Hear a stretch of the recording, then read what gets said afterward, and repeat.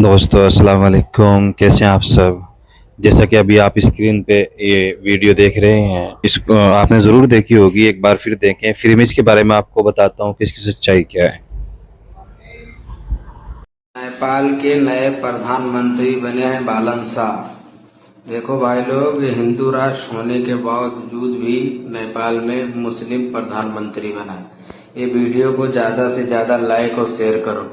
जैसा कि ये अभी आपने वीडियो देखी है, इस वीडियो में लिखा है नेपाल के नए वज़ीर आज़म बालन शाह और नेपाल के नए वज़ीर आज़म मुसलमान हैं, लेकिन ये ख़बर दुरुस्त नहीं है। हकीकत ये है कि हाल ही में के पी शर्मा ओली ने 9 सितंबर 2025 को वज़ीर आज़म के ओहदे से इस्तीफ़ा दे दिया है नेपाल में। अभी तक नेपाल में नया मुस्तकिल वज़ीर आज़म ऐलान नहीं किया गया। ख़बरों के मुताबिक साबिक चीफ जस्टिस सुशीला कार्की का जो नाम है वो अबूरी तौर पर वज़ीर आज़म के लिए सामने आया, लेकिन बाज़ाब्ता हाल ही में कोई ऐसा मुस्तकिल वज़ीर आज़म नहीं बनाया गया अभी तक। बालन शाह दरअसल काठमांडू मेट्रोपॉलिटन सिटी के मेयर चेयरमैन रहे हैं। वो एक मकबूल सियासी रहनुमा हैं, मगर वो वज़ीर आज़म नहीं बने हैं।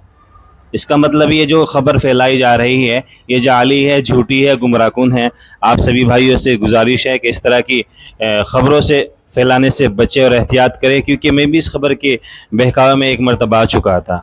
शुक्रिया, देखते रहिए और सच्चाई को फैलाते रहिए। अस्सलाम वालेकुम, जय हिंद।